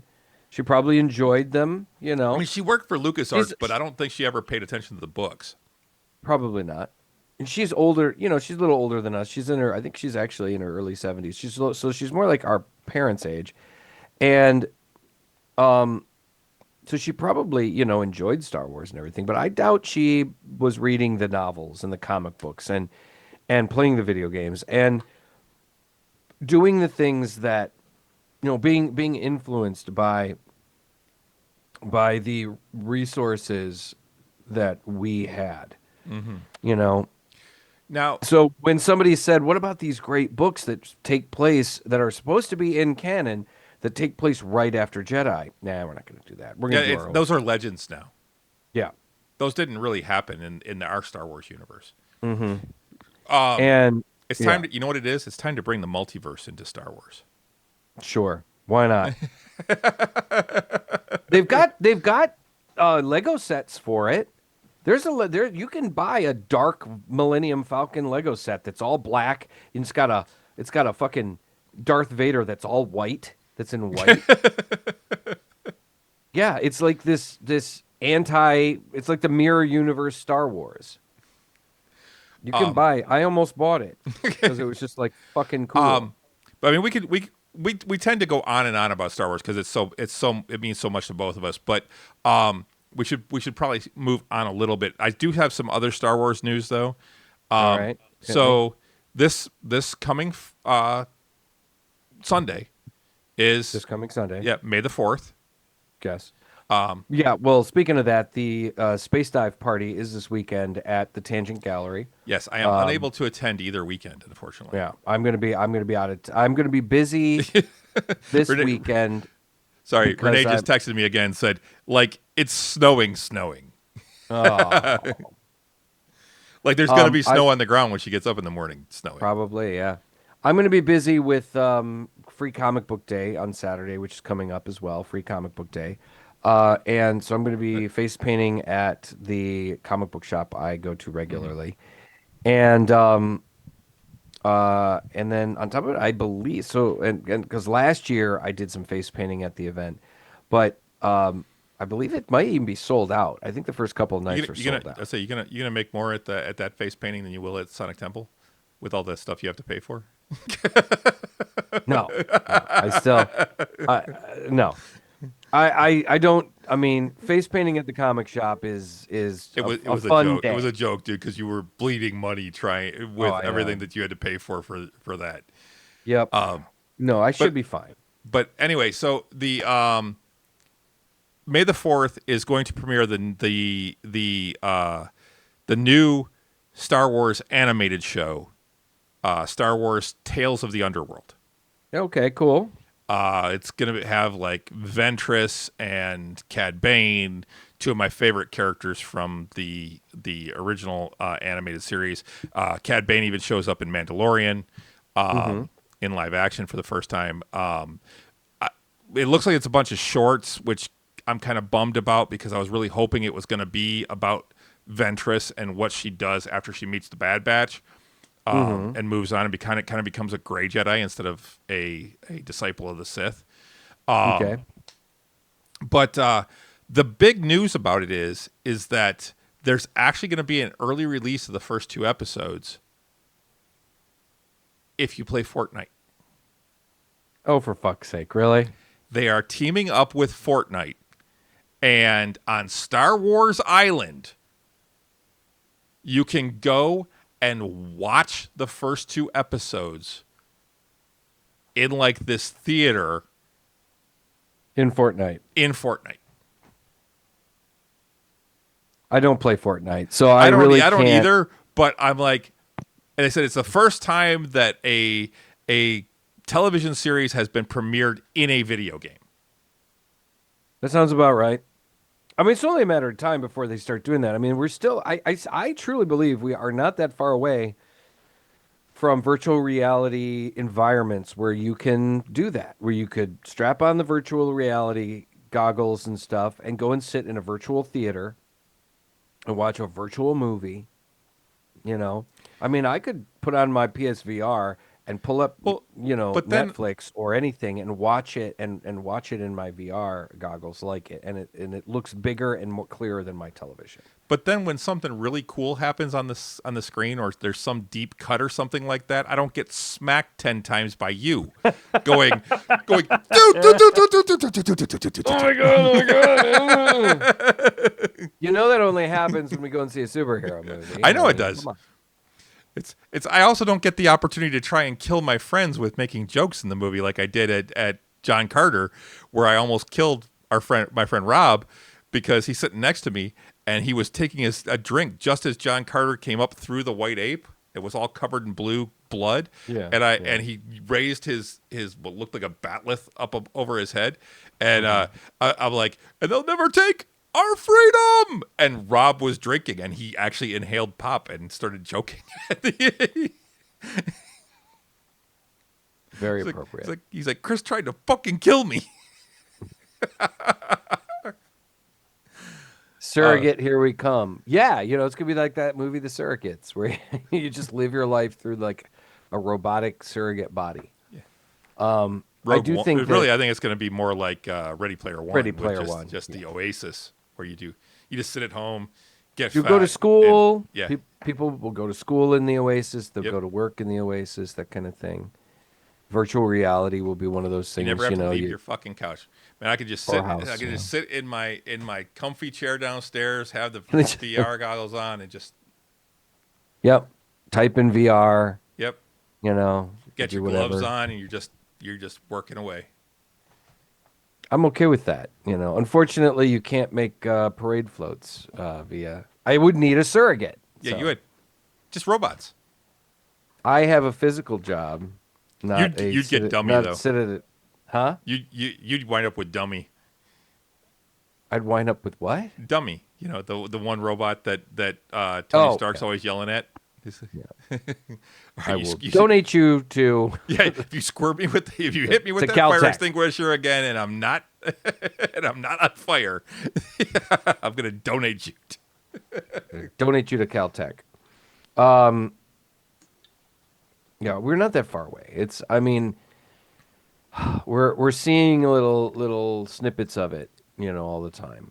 So, I should probably move on. So, Yes, we should. But anyway, so if you play Fortnite, you can go to Star Wars Island Friday night and see the first 2 episodes of Star Wars Tales of the Underworld, sorry. Otherwise, they'll be out on Disney Plus on That reminds me about when Metallica tried to release an album through Guitar Hero. Like Saint Anger, I think it was released. Oh, dude, that's like one of their worst albums ever. No, not a good album. Saint Anger, I believe, was released through Guitar Hero. You could buy the Saint Anger set or guitar set or whatever. Most people I know that talk about that one say that Saint Anger, it angered me that I bought that. Mm-hmm. Yeah, it was not not a great album. So I also I actually just resubscribed to Marvel Unlimited, which if Okay. you don't know, it's an app. You can do it on your computer, or you can it's a website you can go to, or It's you can pretty do it on your great. or you can do it on your phone. And it basically what it is it gives you access to almost the entirety of the Marvel comic library. Yeah. And you can get comics as recent as like 2 months back. Yeah. Exactly. You don't get the very new stuff, but it's pretty close. Mm-hmm. And I mean, in all honesty, if I can get to 2 months behind, I'm probably closer than you are on a lot of your comics. So Oh, I would say so because they're like I've got at least some of the newest comics that I have that I'm still like at least a month behind some of them. well, and I kind of stopped reading them on there for a while, and I didn't realize that my subscription actually ran out because the credit card I was using had expired. So I Mm. actually just re-upped today, and actually, unfortunately, it didn't remember all of the where I was. It remembered one, like it remembered X-Men. It remembered where I was on X-Men. It did Okay. not remember where I was on Spider-Man, unfortunately, and that one's gonna take me a while to figure out because I think with Spidey I was still back in the '60s because I don't think I had Oh, gotten to like the death of Gwen Stacy yet, which was early '70s. oh, So dude, that I forgot to tell you, one of the comics that was in this collection was the issue where Spider-Man, where Peter Parker and Mary Jane get married. oh, their wedding. Yeah. No, it was like in 1990 or 91 or Hmm. something like that. It was a serious, that was, I mean, like I said, this was a really good collection. Anyway, you were saying. But yeah, so I actually got that now, so I can, so because I need more to read because I'm actually trying to read. I'm actually reading a physical book, Mistborn. I'm back to reading the Wheel of Time series because I've been watching that show and I really love it. And I want to actually finish that series. I'm on the second book right now, so that's going to take me like the next decade of my life at least to get through those. But and now I've got comics to read again. So and Cool. I am currently on which episode which comic was it? Because I looked earlier today. That was that. Let's see, my library. Nope, that's not it. Home. I read all the Darth Vader comics on here. Well, that is true. That is a nice reminder that, like, there's a lot of Star Wars comics on the Marvel app Yes, like there that. are. Are there the classic? Can you read the old Marvel comics? The old Yes. from like the 80s? Even from the '60s, dude. I started reading Spider-Man from the start. Started reading X-Men from the start. Yeah, but Um, the Star Wars comics from the 80s. Can you still read those? I don't know that those are on here because I don't know that those were Marvel. They were. Were they? They were. I don't know if they're on here. Let me see. Star Okay. Wars. Let's see. Jedi Because the new Knights, ones. Legacy of Vader, and Ahsoka, High Republic, Ewoks, Inquisitors. Now these are all newer. It looks Okay. like You might not be able to get the old ones. Thrawn Alliances. 2020. 2020 right now is the oldest. 2015. Oh, here we go. Yes, 77 to 86, 108 Okay. issues. Very cool. So they are on here. You just got to kind of look for them. But yeah, I don't know. I don't remember how I got to it now. Finish reading a comic. Let's see. Oh wait, that's how I get points. A lot of the stuff that's on the main page is like newer stuff. But yeah. But anyway, it brought up the comic that it says out where it says continue reading X-Men and or pick up where you left off, and it's the one where Wolverine is crucified on the X Oh, on okay. the Right cover. on. Classic. Yeah, that's Classic. where I am. Very cool. That there is a classic issue right there. So Well, very cool, man. I'm glad you're getting back into it, into that, and enjoying it. I still don't get into that digital reader though. It's just not my thing.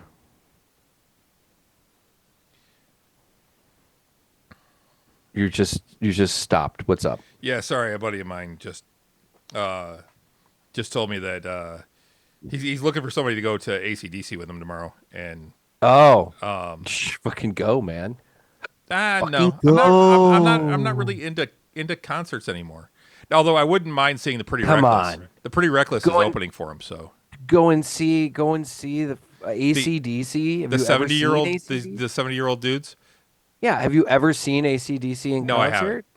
See, that's reason alone right now, right there. Just to go and see, you know, fucking AC/DC, man. I Um, mean, I would. I see. I'd still go by myself. What it is I guess whoever it was that he was going with canceled, bailed on him, and so now he's Mm. looking for somebody to go, and now he's like, well, I guess I'm golfing tomorrow because we were supposed to golf. He was asking if I wanted to skip golf, and I'm like, not really,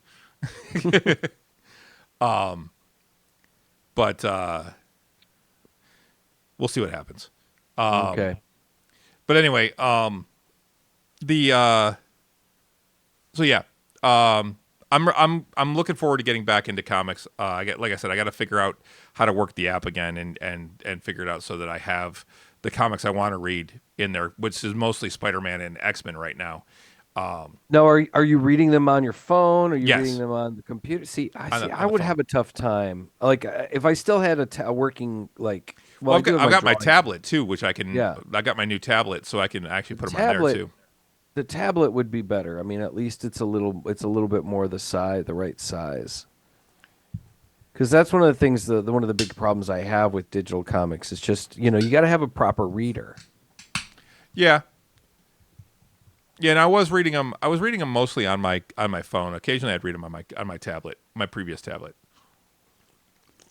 Yeah, my old tablet crapped out, and I do have my art tablet, my Waco, which I could use to do something like that. But I don't know. I mean, like, as you can see behind me, I'm still very much into analog when it comes to that kind of stuff. So don't get me wrong, I love the digital streaming and whatnot, but at the same time, I'm like, there's parts of me just will always be a tactile person, you know? So, So but anyway, I'm looking forward to getting back into the comics and reading some that I good. hadn't read. So, Very cool. like I've never read House of M portion. Oh, really? You've never Yeah, read House of M? no, Dude, and so that's the I'm thing. looking forward to that. You can define an era, both with Marvel and DC.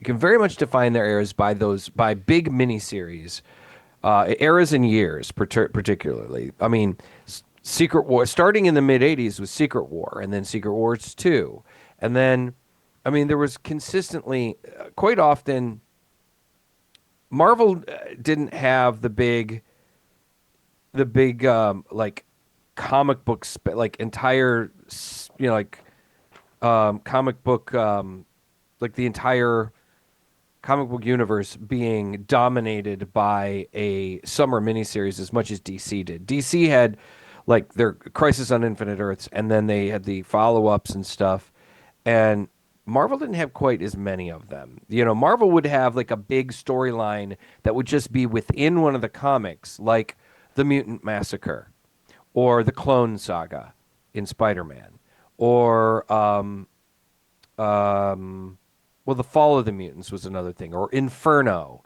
I mean, these were big storylines that ran just within the comics that then touched into all the comics. You had an issue of Captain America that was also an Inferno comic or whatever. DC tended to have the bigger summer, millennium, for the thing called Millennium. There was, Crisis on Infinite Earth, or the Crisis on Infinite Earths, Millennium, Legends, or yeah. What else? There were a couple other ones before that, but there was Zero Hour in 1990, which was supposed to kind of clean up some of the stuff that they had forgotten about with the Crisis, and then there was, there just were company-wide miniseries that had, their own specific issues, and then various issues that branched off, or were connected to it.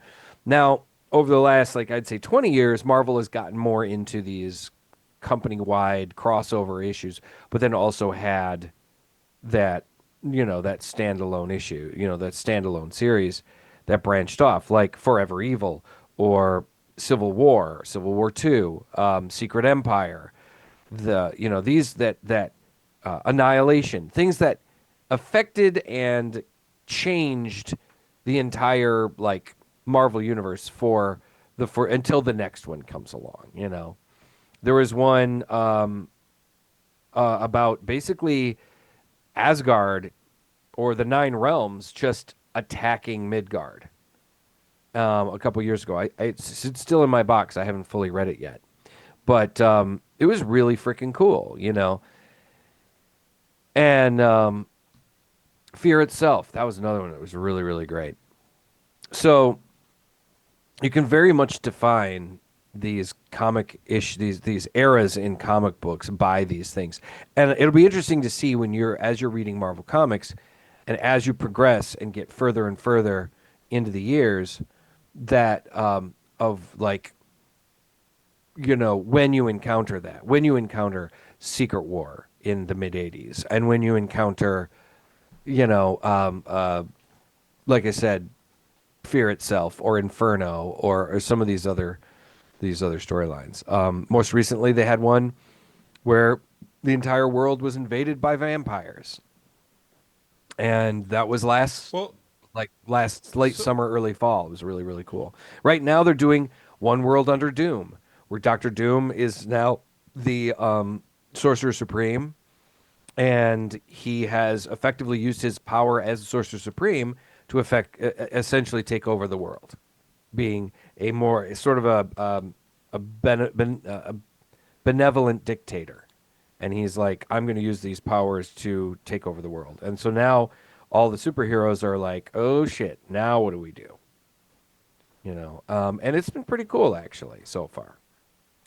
And they're doing a lot. They're doing a big Doom push right now because Doctor Doom is such a major part of this. Yeah, this next phase. Avengers. Yeah, the whole Doomsday and all that. The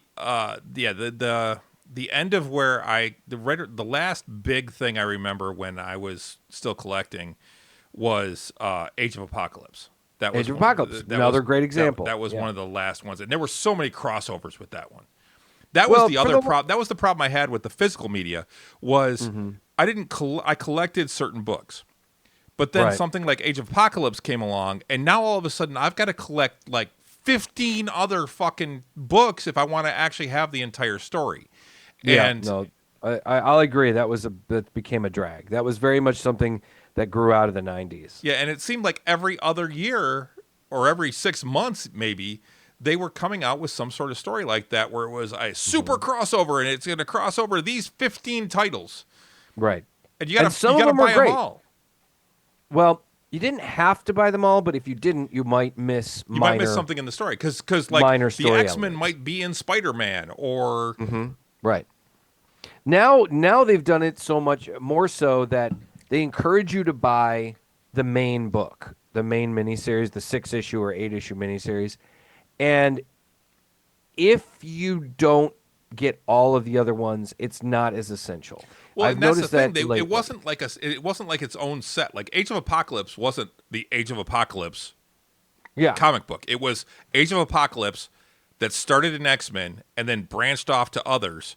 It wasn't like it had its own miniseries. It was Age of Apocalypse was a little different because what had happened is they ceased publication of the normal X-Men books, and for those like 3 months replaced them with all these other books that this alternate universe books of X-Men books.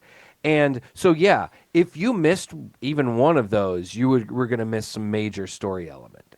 And it seems to me they haven't done it that extreme since then.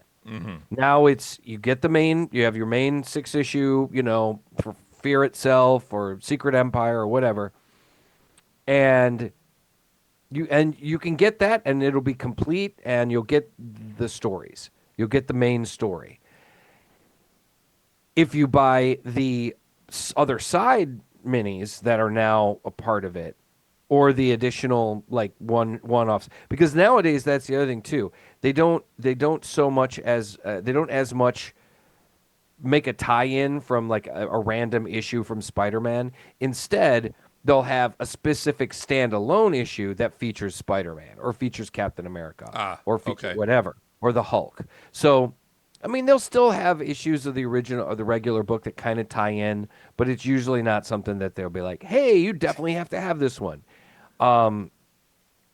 So yeah, because I think they listen to the readers going, "Dude, I don't want to have to buy 25 books to get 25 more books to get the entire story, you know." So it does seem to me that they concentrate more on the main miniseries is the meat, and these other side little mini side miniseries are like the dessert or the side dishes that add something to the story but aren't essential, you know.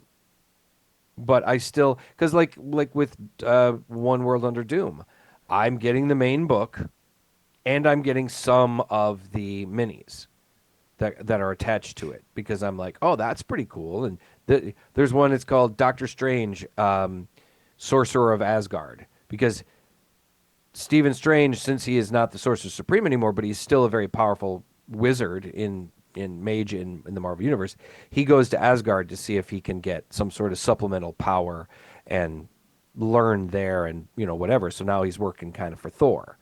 And then there's another one that's called Doom's Academy, which is a sort of a spin-off from the characters that were established for Strange Academy, where Doctor Strange created a school for budding magic users in the Marvel universe. School for gifted mages. Yeah, and it was pretty cool actually. It was really neat. It was, Yeah, young you're right, magic CD, I got users. it. I'm Yeah. sorry. I'm reading the chat while you were talking, and it's Oh. CD and Ojipo are talking about games and stuff. I want an old Atari back with the addition of Oregon Trail and Doom. I got a friend that And then I played Doom on. I played Trail on floppy. Is that a euphemism by accident? And then Ojipo said, "Me too. 2 large floppy for 1 game." Nice. Double euphemism. Already got a pick line. Just fill me a bag and I'll put it. You got a pick line, Jeepo? Damn. That's one way to get your insulin. Holy shit. I like physical games for sure. Kind of the place. I got a friend that just found like 3 dozen Nintendo cartridges in her garage or something like that. Dude, I've got a And bunch. she's like, "What do I do with these?" I go, "Well, you can potentially sell them, but and basically search each of the titles and see what you have, because she might have some rare finds in there. I don't know, but Nintendo cartridges, there is a collector's market for that out there." And I was like, definitely look into like disc replay and stuff. I mean, she won't get as much, but or sell them on eBay. There's a collectible market for almost anything. Dude, I've still got like my original PlayStation and a bunch of games for it, and a PS2 and a bunch of games for it. The fact that you have those that still work, because my PS2 crapped out on me, my PS3 crapped out on me, my second granted, PS3 I haven't out. tried getting the adapter to try and hook it up to a new TV, because it doesn't hook up to a modern TV anymore. No, you'd have to get. Well, you can't just go to Radio Shack and get an adapter. Not you gotta anymore. order 'em. No. That used to be the thing. Yep. I'll just run on down to Radio Shack. So, now that we've talked everyone's ear off about comics for the last 20 minutes, what else you got? Well, about comics, well, there's a couple of little things. Marvel's Blade gets another extremely disappointing update, because they were trying to make a new Blade movie, but it kept getting stalled. Delayed. Delayed. They kept delaying. Apparently, they just couldn't get their shit together to get the script together to make everybody happy, because that motherfucker's just trying to ice skate uphill. Maharaja Ali was like, he was having trouble with the script, And Delroy Lindo was in like supposed to be in that movie as well, the new movie, and he was like, it was a goddamn mess. The MCU Blade movie has received another very disappointing update, this time from a creative set to work on the film. I guess we were so far from it even being a possibility now, but yeah, I was signed on to write music for the new Blade movie before it fell through. Wrote Flying Lotus, a producer, filmmaker, DJ, and rapper, on Twitter. Maybe it'll come around again, but I doubt it. Would have been fun, though. This is far from the first Roadblock, the movie, which is set to star Mahershala Ali, seems to have hit. Most recently, Delroy Lindo, I was just talking about, who is going to appear in the reboot but is no longer involved, gave a disheartening report on his time with the project. When Marvel came to me, they seemed to be really interested in my input, and in the various conversations I had with producers, the writer, the director at the time, it was all leading into being a very inclusive. It was really exciting conceptually, but it was also exciting in terms of the character that was going to form, and then for whatever reason, it just went off the rails. Marvel boss Kevin Feige has suggested the film will arrive someday. We are committed to Blade. We love the character. We love Mahershala's take on him, and rest assured, whenever we do, we change direction of the project. We are still figuring out how to fit it into our schedule. So, I mean, I guess apparently they still want to make it. They just got to get their shit together about it because it's such a mess, which kind of bums me out. So there's some more stuff about Supergirl.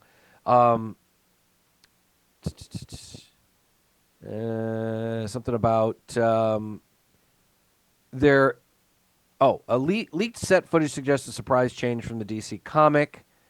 Per the official synopsis, while celebrating her 21st birthday, Kara Zor-El travels across the galaxy with Krypto, during which she meets the young Ruthe and goes on a murderous quest for revenge. So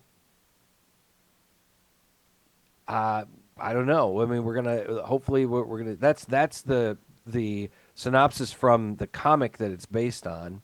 So I don't know what is different on this one. I don't know. I also saw somehow Madam Web has beat Deadpool and Wolverine on streaming.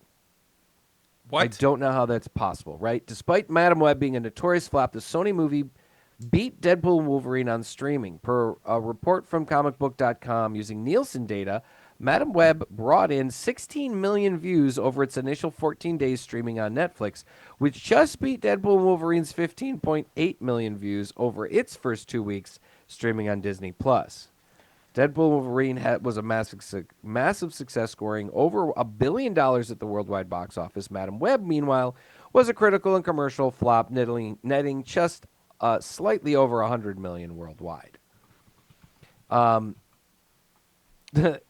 So I'd like to know how that fucking happened, how that could be possible. Yeah. Maybe just because maybe there are just more people that have Netflix than have nobody was going to go pay for it. I don't know, man. So I mean, I will say this: the popcorn meter on Madam Web is up to 54% on Rotten Tomatoes. Mind-boggling, dude. I still haven't seen it. There's a part of me, as much as I would like to, as much as supportive as I try and be about almost all superhero movies, it got such shit reviews, and I just didn't like the direction they decided to take with the story and the writing. Just the fact that they put it in the past, and right, that she predates Peter, and Madam Web is supposed to be older. Yeah, she is older, but I mean, like the fact that she made her friends with Peter's mom, right, and possibly in his dad too, yeah. and the fact that all of the other Spider women in that film also would be like contemporaries, yeah. or predating Spider-Man. That's horseshit. They shouldn't be predating Peter Parker. Peter Parker is the start, not the finish. Yeah. If it hadn't been for Peter Parker, none of those other characters would more or less would exist. Even Julia Carpenter, who played the second Spider-Woman, the one that was introduced in Secret War, was inspired by Peter Parker, by Spider-Man. Inspired.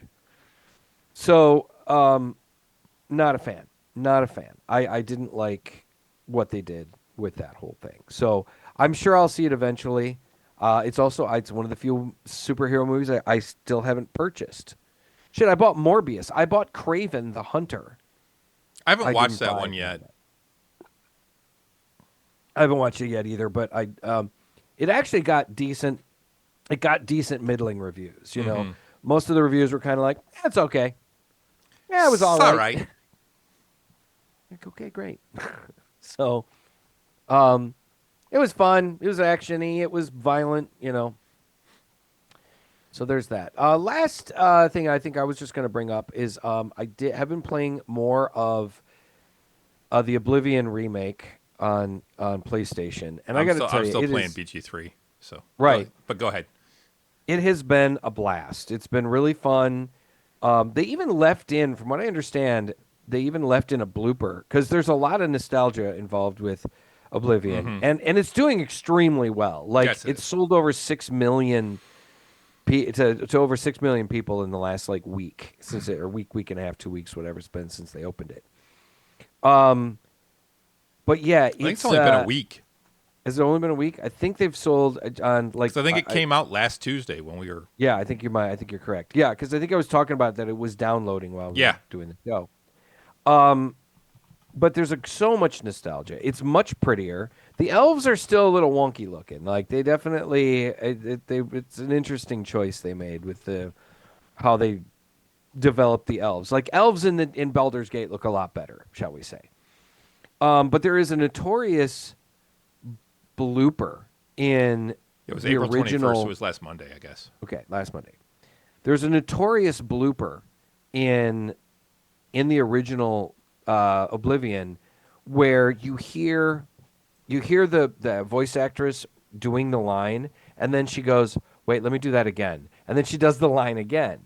They screwed up somehow, and they never fixed it, and they just left it in there where they never did a patch or anything to remove that dialogue. Kind of like when you're listening to an audiobook and they forget to edit out somebody go, "Oh, let me do that again."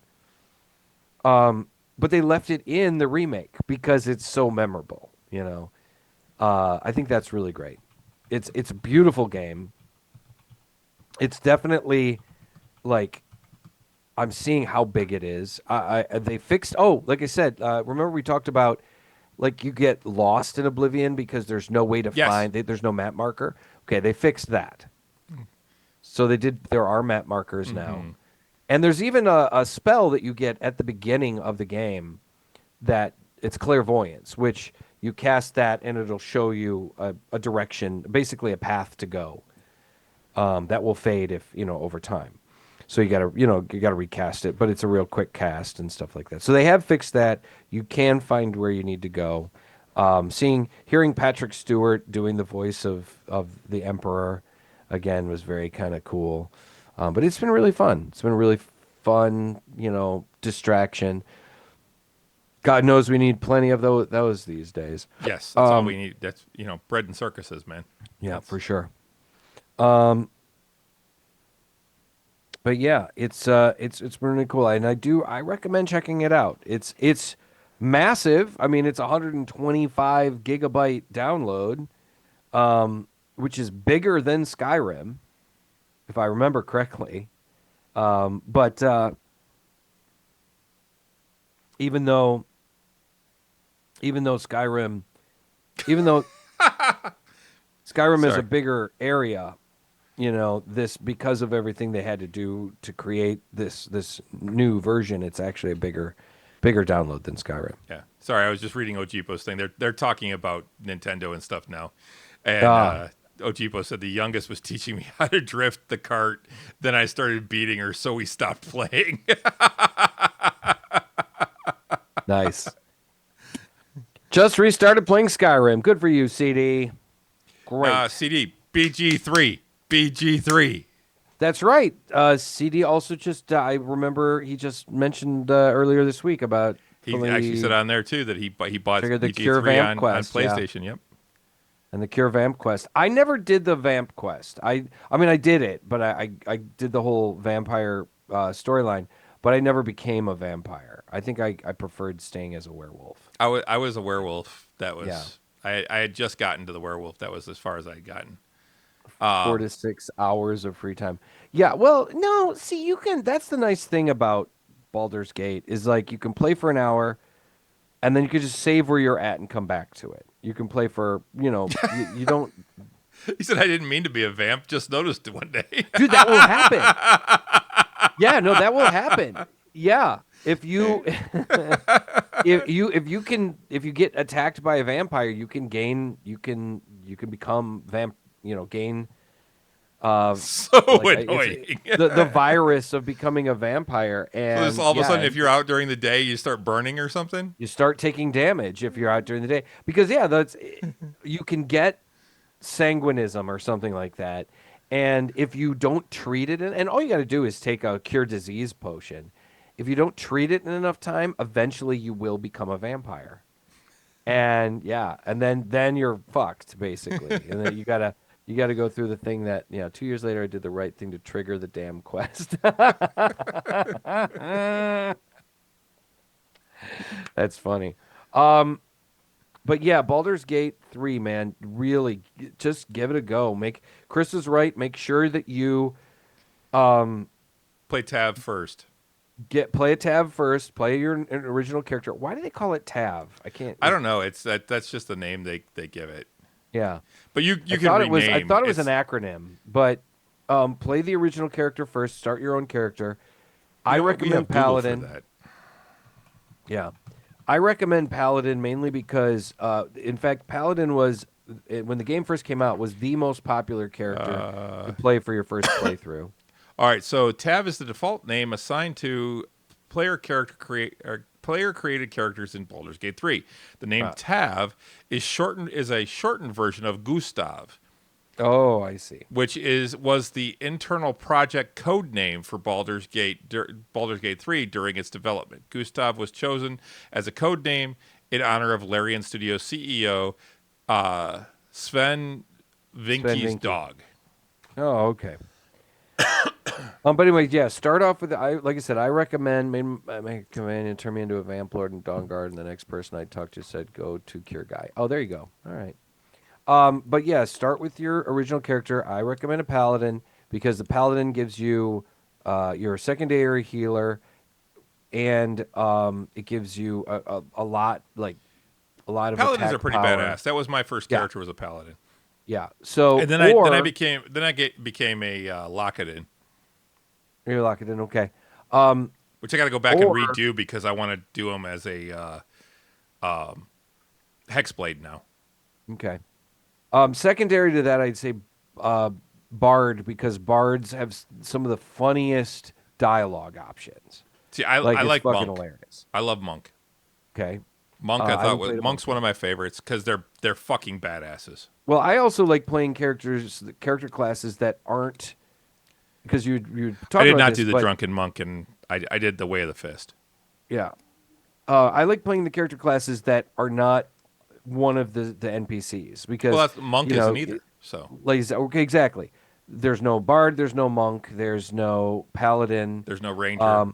there's no ranger, but there is a rogue, there is a cleric, there is a fighter, there is a mage, there's a druid. Well, no, actually, Minsk is a ranger, but he comes in much later. and he's never actually in your party, is he? Yes, he is. Oh, is he? Okay.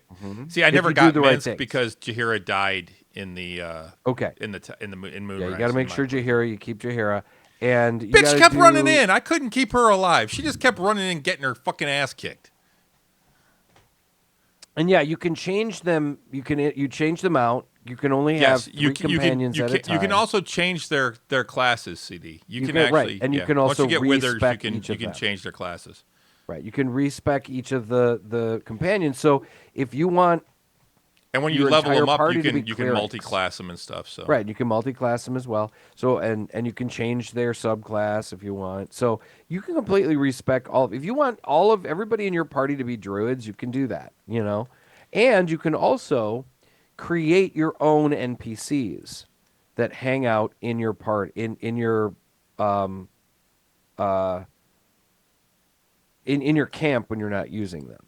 So and it's basically you hiring. It costs you money, costs you gold The in the game. hirelings, yeah. It's Withers going. Do you want a hireling?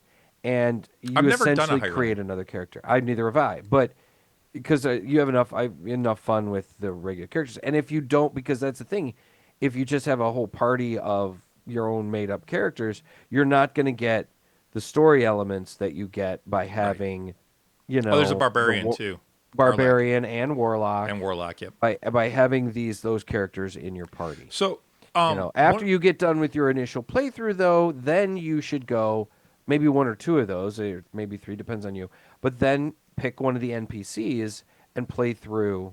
Do yeah, a I'm playthrough. playing through Carl. I'm playing Karlach right now. It's kind of cool. Yeah, I've heard really fun stuff about that. I will say this: one of the first things you're going to want to do as soon as you get Withers, spend the 100 gold and respec Shadowheart.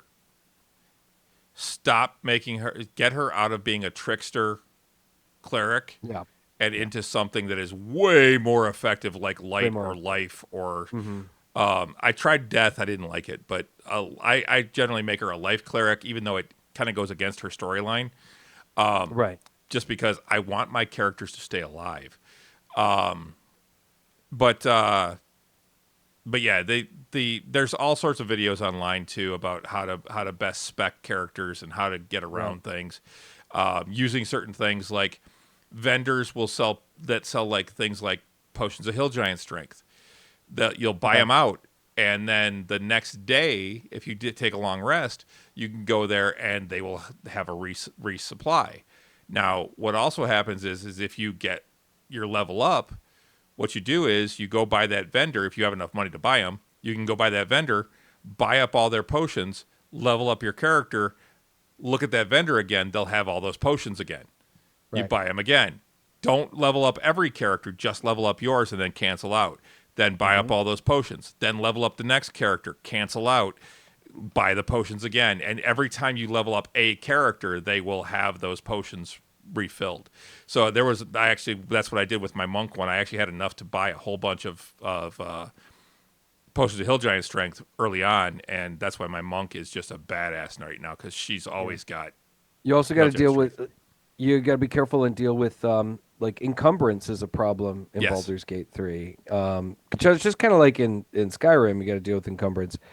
So you got to remember to spread Spread the wealth. all the shit you're carrying among all of your different people. The nice thing is, though, too, Unless is one of your that you can characters has a immediately 21 strength, and then sure, but you can also immediately like some stuff you can send right to the campground. Like you do not need to carry food. right. Like people think you do, but you don't need to carry that. You can send that all back to your camp, and then when you camp out, that's when you go into the food. So Well, the other thing is to remember is that the food, if you pick up food, you don't send it right to your camp right away because some of the stuff you'll just pick up. You can't just send it right away. That actually goes into the backpack that's in your inventory. And people don't realize that. And that will keep, the more you put in there, the more that actually adds to your weight. And picking up food is one of the fastest ways to encumber yourself. and you don't realize it because it doesn't show in your actual inventory. You have to open up your backpack to see it. So, and then, same thing with weapons and armor and, I mean. But. Still so much fun. Yeah, so much fun. So, but we should really wrap things up. Yeah, it's 10 o'clock. Guys, thanks for joining us tonight. As always, lots of fun picking up silverware in Skyrim as a noob. Yeah, exactly. Dude, you can pick that up in BG3 too. I still BG3, pick yeah. up cups and plates and silverware because they sell for a gold. I'm like, one gold's one gold. I sell that shit. I'll pick up. It still has to be a little bit more for me than that. And just at a certain point it is, but at first I'm just trying to build up my gold. Good night, Jeepo. Night, Jeepo. But yeah, so thanks for joining us, guys. Lots of fun as always. Keep your eyes and ears open. Remember, politically, the world is still a goddamn mess. It's always been a mess, but it's just an extra special mess right now. Please remember to just keep those ears and eyes open for the dangers that we are seeing in the government. We are here as always every Tuesday night at 8 o'clock. Be sure to swing on by and and join us for some nerdy conversation. Tell all your friends about us. We are at 110 followers. 110 followers on Twitch. I would love to see 150 before the year is out. It's only coming up on May, so we've got time, but I would love to see 150. Tell your friends about us. We're at 7 remember, subscribers if you now, too. A whole 7. Yep. Let's get to Whole double 7. digits by the end of the year. If you do if you subscribe, remember you get access to our Discord channel where you can communicate with us directly. You talk about what you're drinking. Right. We got a whole channel. We had a whole channel just for that. We've got Russ and I actually do, and actually the entire cast of Tavern Nights is on there, and a lot of them will pipe in too. Particularly me, Russ, and Grimbolt. A lot, right, yeah. Be sure. Yep. We will not be gaming this Friday, but there will be a game next Friday, which will be the 11th, 10th, something like 9th. The 9th, I think. The 9th.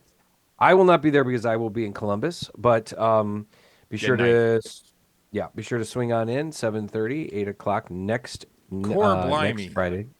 Core blimey. Yeah. So be sure to join us. Good night, guys. Thanks for joining us. I wonder what they will do. Shop and role play. after two sessions of battle, well, they're just back at the Drow village. So you're right by him. Back at the Drow village. Octavian's going to have to get lucky again. So, well, I certainly hope so. 3 sessions of bombing runs. Yeah, that was. Shopping is the best part. Thanks, Ojipo. But yeah, we've remember you can follow us on most of the social medias. We're on Facebook, Nerds with Alcohol Show, and pretty much everywhere else at Drinking Nerds. I am putting these up on YouTube. I'm still trying to catch up on the Tavern Nights ones. I got to get down on my computer downstairs to actually get those uploaded because it actually works better than the one up here. For getting the Tavern Nights stuff uploaded, so I'm gonna try and do that. I got a curling tournament this weekend, so I don't know how much I'll get done, but we'll see. All right. But yeah, we are trying to get to, like Russ said, we are trying to up our followers both here and on YouTube. So if you can, give us a subscribe over on YouTube. It's kind of like a follow here, and then follow or subscribe here as you see fit. If you do have an Amazon Prime subscription and you're not using your Twitch, you get a free Twitch follow or subscription every month with your Amazon Prime subscription. If you're not using it anywhere else, throw it our way. Exactly. What the hell? We appreciate it. Help out a couple of aging nerds. Help a couple brothers out. Yeah, it really just goes to funding the show and paying for new equipment and stuff. So, like the microphones that we will hopefully use in the next show. Exactly. The next Tavern Nights. So, all right. Okay. I just realized that when I did the search for the why is the BG3 character called Tav, it came up with safe search off. Oh. I'm like, I didn't know I needed safe search for that one. But all right. I think that's gonna about do it. That should do it. So on that note. Until next time. Slancha. All right. Have a good week, everybody. Good night.